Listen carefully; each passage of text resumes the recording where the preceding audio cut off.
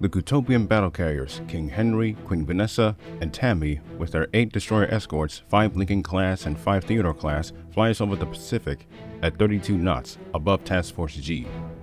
The battle carriers Hoshi Shirogane, Jin Sensa, USS Missouri and Wisconsin, the cruisers Princeton, Cape St. George and Bunker Hill, the destroyers Kongo, Kirishima, Murasame, Harusame, Kirisame, Ariake, Yamaguri, Yuguri, Amaguri, Russell, Fitzgerald, Staten, O'Kane, Shoup, Sterrett, Stockdale, and Spruance, and the amphibious assault ships Exodus and Boxer follows closely with Task Force 25.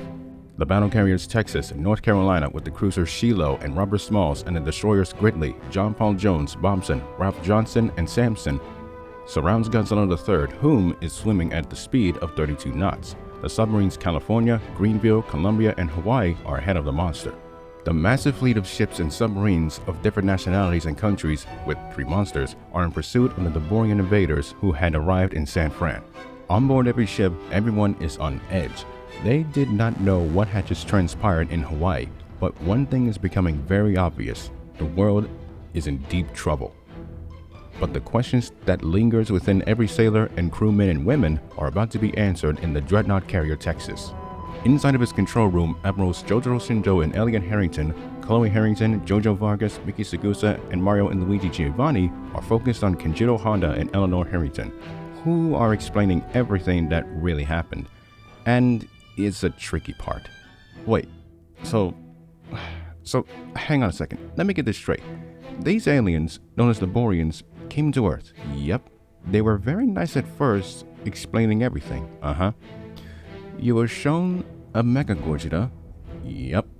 Suddenly, they claimed that we stole their technology? It's a bit confusing, but yes. And now they see us as the enemy. In a nutshell, yes. Fucking shenanigans. And I'm still processing all of this, to be honest. You're not alone. The mutant admiral puts his hands on the table and leans forward a little. Okay, here's what I don't get. They claim that we stole their technology. Last time I checked, this is the first time we humans encountered another species. And even if the humans existed longer than the Boreans, you've never gone past the moon. Christ, I'm not gonna get used to that, but yeah, Gamera's right. So, how could we have their technology? All of their thoughts runs with possibilities on why that is the case. That might be our fault. Everyone's eyes are on the Japanese AMF admiral. In early 1994, the Japanese government had authorized the construction of a massive replica of the SS Hopotedan battle carrier. It was going to be a life-size museum and a memorial. When Red Mongolia declared war on us, the Prime Minister changed our plans and ordered the museum to turn into a combat vessel. Of course, we haven't built a battleship or an aircraft carrier, let alone a hybrid of both, since the Second World War. So, building a battle carrier from the museum wasn't an easy task. However, it was around that time when our scientists were experimenting on the newly found alien tech. Codenamed Element 223, they discovered that it can make anything that it touches, whether it be a car, bike, a train, a bus, or even electronics, look more advanced, like something out of a sci-fi film. The government seized it and gave it to the self-defense forces. And let me tell you, seeing a then modern destroyer turn into something more advanced was night and day. But we also discovered that Element 223 can speed up the process of building brand new ships in a very short period of time, maybe 2 weeks to a full month. And that's how Hoshi Shirogane was made, built on the purpose replica of the ship that helped save the world. I don't know if that's irony or not, but you decide. Oh right, I remember now. I wasn't told on how and why, but that explains how we were able to convert all of our battleships, half of which were museums. And I'm surprised that the Texas was the first one off of the line, considering its age. And I didn't think that we would start a battle carrier arms race. Once Russia started building theirs, China, the UK, and the others started jumping in. Even Germany and Canada, surprisingly. And that would explain the Millennium Renaissance. Wait, hold on, go back. When you said the Japanese scientists discovered Element 223, where did they find it? Outpost 64. Honda's eyes widens a little and makes a look of disbelief. Outpost 64? The name suddenly sends the entire room into a stunned frenzy. Honda gets flashes of memory from that day in 1992. It is an old memory, but he will never forget about it. The memory of seeing Godzilla II and Ghidorah fighting in Minato, Tokyo. Another memory enters his mind, but this is very recent and fresh. Thinking back to his and Eleanor's first meeting with Thel Demuni, he remembers why they came to Earth in the first place. The two memories, along with the knowledge of Element 223, gives Kenji a sudden realization that Gamera comes to the same conclusion. Honda turns his head to Eleanor with a stunned look. Eleanor, do you recall what Thel said, and why the Naborians came to Earth in the first place? Yeah, they came here to find something called Zero, but why does that have anything to do with... No, the Naborians are looking for Zero, but the Zero they were talking about is Ghidorah! The stunning revelation stuns everyone in the room. Dio mio! You are kidding me! Of all fucking things, why Ghidorah? More importantly, why go after a kaiju that's already dead? Actually, it's not dead. Honda, the Harringtons, Giovannis, and Vargas looks at the telekinetic empress with concerned look on their faces. What? She's not lying. Outpost 92 on Oshima Island discovered that the monster is still alive within Mount Mahara. When was this? 5 years ago. Why didn't you say anything beforehand? Calm down. It's in dormancy, far from awakened. Really? Dormant for how long? I don't know. I don't know. Oh god fucking damn it, as if the Naborian invasion wasn't bad enough. Now we have a fucking monster that could potentially wake up and kill every single human on the planet. I swear on my fucking existence, if Ghidorah is awakened, then we are fucked. If the Naborians finds the bastard and wakes it up, we are fucked. Omega, you took the words out of my mouth. Anxiety runs throughout the control room. The threat of danger has increased exponentially. One wrong misstep, one wrong mistake, and the entire world can be set back to the 20th century. But yet, through all of this, there is one thing that is left unanswered. Hang on, this is really bugging me. How was three colossi able to work together? He looks at Honda. Know anything about that Dragonborn? The man shrugs his shoulders. To be honest, I thought I did when I jumped out of that massive ship, but now that I'm thinking about it, I don't know myself. Unless... oh, bother. Gamera, is there something that you're not telling me, or telling us? Well, it's kind of hard to explain. Perhaps I can explain it better than he. Everyone looks towards the entrance to the control room. Edward Anderson walks into the room with his broadsword attached to the side of his suit pants. Eddie? Mario, Luigi, it's been so long since I saw you. 26 years to be exact. Edward, I never thought I'd see you again. Neither did I. And these must be your daughters. Yes, Eleanor and Chloe. Anderson shakes hands with Elliot's daughters. Then his attention turns to Sagusa. Sagusa-san, yoroshiku ne. Miki becomes surprised at Edward's perfect Japanese. Likewise, sir. It's nice to meet you. Trodi. Edward turns to Honda. He smiles at the man. Hello, old friend. This feels like a lifetime since I've spoken to you. That would be an understatement. Hold on. Trodi? It's Edward spelled backwards. Not really unique, isn't it? Anyway, you must be Kojiro Honda. I'm Edward Anderson. A smile appears on Kenji's face as he shakes the man's hand. Oh, you're the original Dragonborn I heard so much about. Well, he's much more than that. Kenjiro, this is your grandfather. Time suddenly feels like it came to a complete halt. Eh?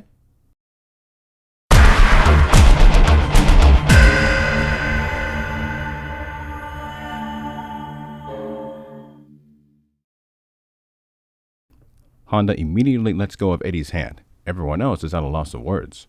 Wait. You're my grandfather? Indeed I am. What, you don't believe me? Of course I don't believe you. Why would I? Can't say that I'm surprised. Besides, my grandfather's name is Akihiko Honda, married Momoko Honda in 1969, and his first and only child, Shinjiro. How do I know that? This ID card will tell you everything. He pulls a card from his wallet and shows it to Kenji. There it reads the name of his grandfather, Akihiko Honda, and the photo of the ID card shows Eddie's face being the same as it is right now. Kenjiro's face goes pale. He backs away from him and sits down in a chair behind him. Gamera, it is true. Edward Anderson is your grandfather. And please don't say why I haven't said anything, because my answer will be the same. You didn't ask. And my response will be fuck you. Honda heavily sighs and shakes his head. So, Gigi, you said you know something about what happened. How much do you know? So much, in fact, I'm surprised I remembered it all. There is something that has to do with three monsters, but it's hard to explain it in words alone. He puts his wallet into his pocket and reaches into his suit jacket. He pulls out a CD case with a CD inside of it. On the disc itself is the only thing written in black permanent marker, a date, December 31st, 1999, a date that Honda, the Harringtons, and Giovannis are very familiar with. What is that?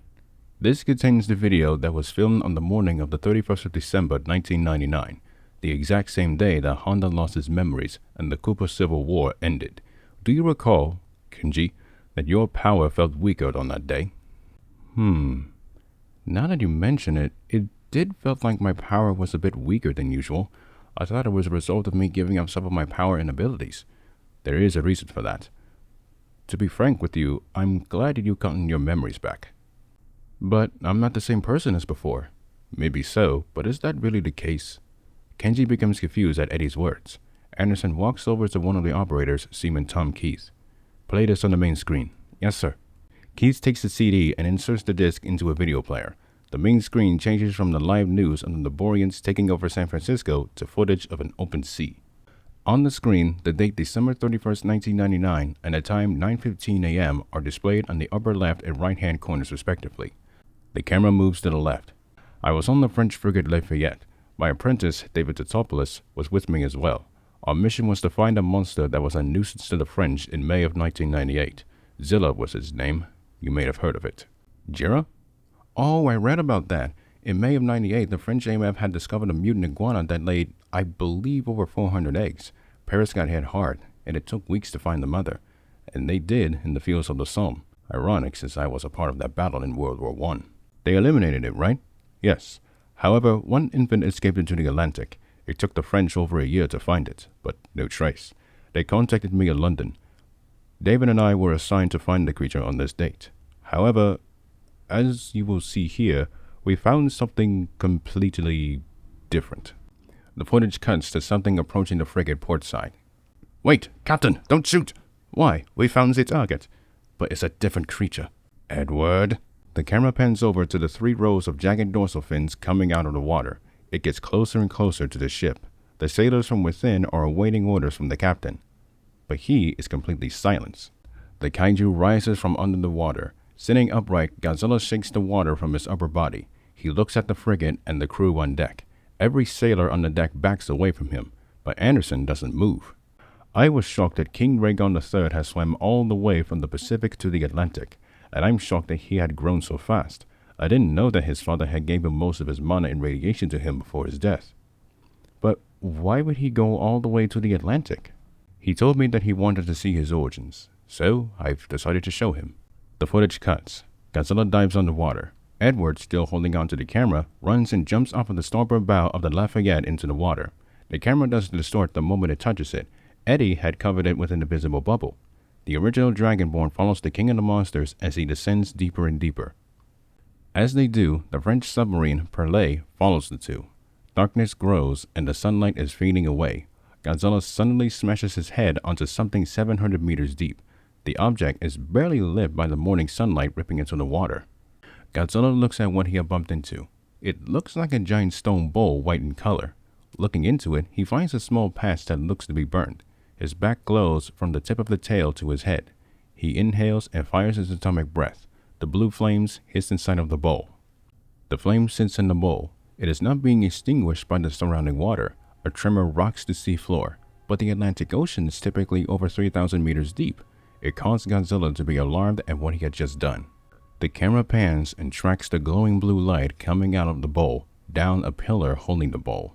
The light divides and spreads in multiple directions. Areas shrouded in darkness becomes alit. The sea floor becomes a blinding light. Then it dims down. Godzilla looks ahead.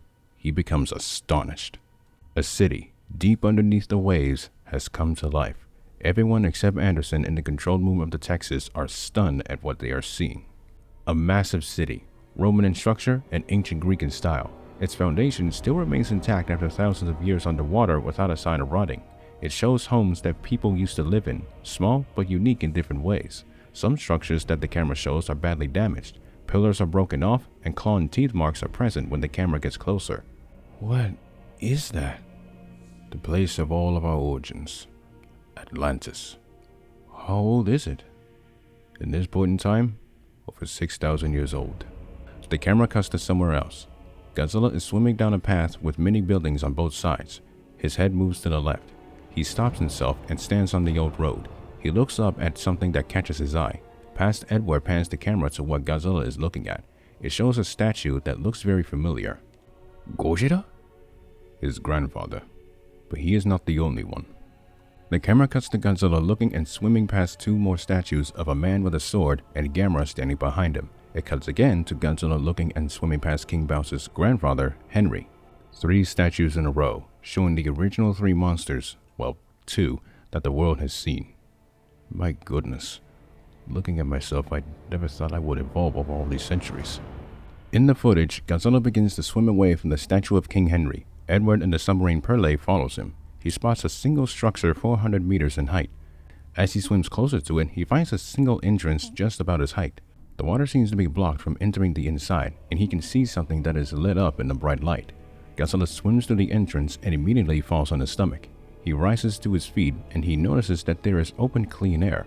Edward follows him inside.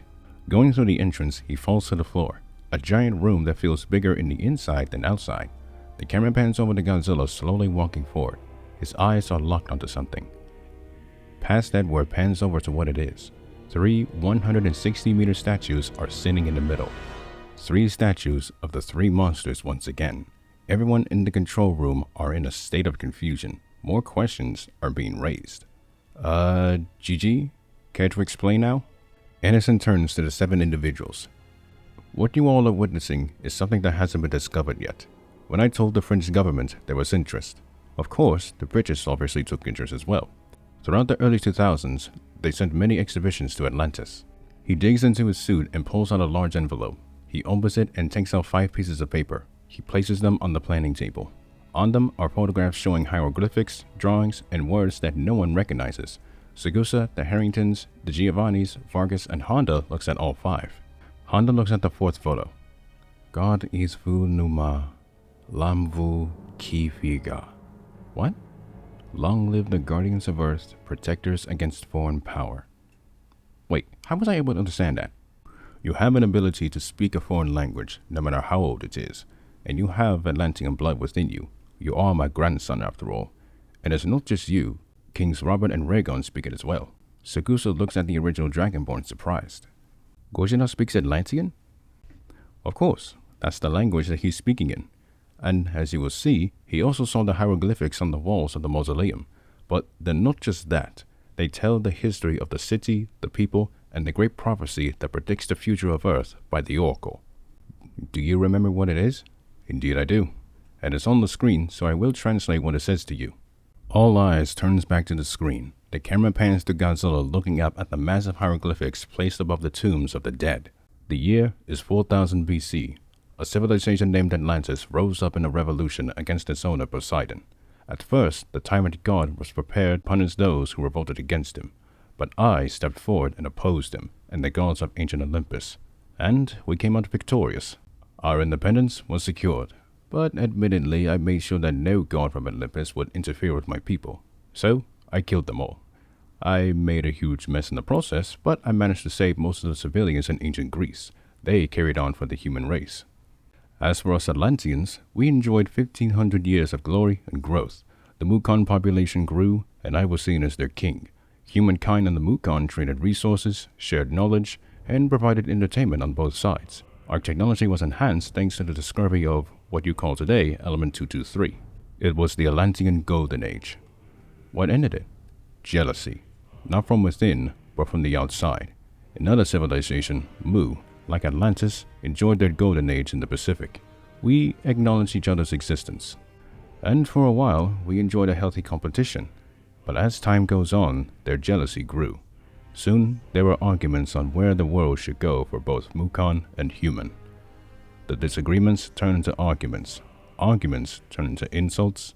Insults turned into fighting. And then, war. For 1,000 years, the Atlantean war was rampant and frequent, taking place in the Americas and both oceans. But then, they decided to play God. They resurrected extinct dinosaurs and insects and created monsters to attack us. In retaliation, we created only 3 from scratch in 3005 BC. Mizora, Aldun, and Ryuseicho. What did you use to create them? They used magic. We used magic as well, but we also used our mana for them to use as their energy source. Little did we know, the 2 civilizations creating monsters would become both of our downfall. Suddenly, all of the monsters turned against their masters thanks to Ghidorah. Both of our civilizations were on the brink of extinction. As a last result, we created 3 more monsters, and thanks to the creation of the bonding pendants called Toulon, these 3 remained loyal to the very end. Rhaegon I defeated Mizora and banished him to another dimension, with their creators, the brothers Eucles and Xenoph, following him as punishment. Then, he subdued Ryuseicho, sealing it away in ancient Japan. Gamera, with the help of King Henry, banished Aldun and locked him away. During the battle, Gamera could not continue the fight, so I took it upon myself to bring him inside of me as a new home. What would happen if you didn't? He would have died, and it would have been very terrible. So, what happened to Ghidorah and the other monsters? The 3 of us banished all of the monsters from the surface, and as for Ghidorah, it took it upon itself to finish what was left of Atlantis and Mu. It failed to kill all of us. Several survivors on both sides seek refuge in Europe, Africa, the Americas, and Asia. In 1192 AD, we encountered the 3-headed menace in feudal Japan. It was a fierce battle, but thanks to the assistance of the humans and Mukon, we achieved the impossible. Afterwards, we went on our separate ways and lived out our lives in mostly peace. Over the next 700 years, monsters and wars will bring us out into the open. Unfortunately, I'm the only survivor of the first generation. Thankfully, during the 1940s, the Mukon re-emerged into the world after so many centuries of dormancy. But so did the monsters, including Ghidorah. Now for that prophecy I mentioned earlier. As I said, the oracle told me the future of our Earth, and it goes as such. Long after the civilization's great golden age and endless war, the world carries on its children, with the beasts laying in dormancy or in hiding. The Earth's children will rise and stand with man and woman against the foreign power, the shadows of evil, and the destroyer of worlds. As the foreign power makes their presence known, the Earth's strongest warrior calls for unity between human and Mukon, in time where division and war are commonplace. The foreign power will meet Earth's mightiest children, but the Earth's mightiest children will not be alone. The foreign power will be confronted by the Earth's protectors. They will roar into the sky, answering to the foreign power and many challengers to come. As they do, they will know and remember the names of the Earth's greatest beasts roaming her soil and seas. Rhaegon, Gameradon, Koopa. Long live the guardians of Earth, and may they live for many centuries to come. All of the information, all of the knowledge, all of the history. Atlantis, Mu, the guardians of Earth, a lot to process. So, all of us, the Mukon, are from ancient Atlanteans? Yes. And our family? Of course. I mean, my goodness, I fought alongside your great-grandfather during the Pacific and Korean Wars, and your grandfather in Vietnam. Hey, I guess we are bound to be together, right, Zeus? Eleanor turns away from him, blushing. Also, all of us were destined to come together? Mostly, yes, and I'm surprised that Gamera didn't tell you sooner. Then again, this is the same monster that almost got me into trouble with Queen Victoria. I did no such thing. You're the one who walked into her room naked. That's because you burned all of my clothing, you Yep, he's Kenji's grandfather, alright. Getting back on topic, there's one question that I've been meaning to ask you, Mr. Anderson. Why, of course. Ask away. When Gogeta is shown here going to Atlantis, but suddenly he disappeared, where did he go? He noticed and found out that Mazor was becoming an issue in the other dimension, so he decided to go to that dimension and kill him. Everyone's eyebrows perks up, surprised. Really? So that's what it was. Back in January, we detected him in the South Pacific, but he disappeared again. We didn't know that he had returned, let alone from another dimension. But I do want to know why he looks different, especially in the dorsal fins. My old friend Eucles told me what he did in that dimension. That world, which has espers and magic, believe it or not, is currently going through a major crisis in the British Isles. The crisis got so terrible that it affected that universe's Japan. When Rhaegon finally arrived there, he had got himself caught in a quarrel with an esper. But he managed to push through and killed Mizora as intended. Ironically, that same Esper and her friends helped him. I don't know how, but she made him evolve to what you see today. I see. That explains why Godzilla III's power went from 7.4 when he left to 8.2 when he came back. Wait, what kind of damage did he cause? He didn't tell me much, but Euclides did tell me one thing that I will never forget. He brushes his brown hair back and lets out a sigh. A Japanese sovereign city-state populated with over 2.8 million inhabitants was the focus of a major battle. By the end of that battle, over 67,000 remained, and they are all in hiding. This shocks everyone. They didn't expect something like this. Kenjiro puts his hand on his head and brushes his long black hair back. Jotaro lowers his head, trying to hide his face and holding back any emotion. The Harringtons praise for the unfortunate that had to deal with the ordeal. So, getting back on track, with all of this information, we should be able to send this to the president. No worries, I plan ahead of time. As we speak, President Obama is going through the info, and I do believe it will be quite useful for his call to action.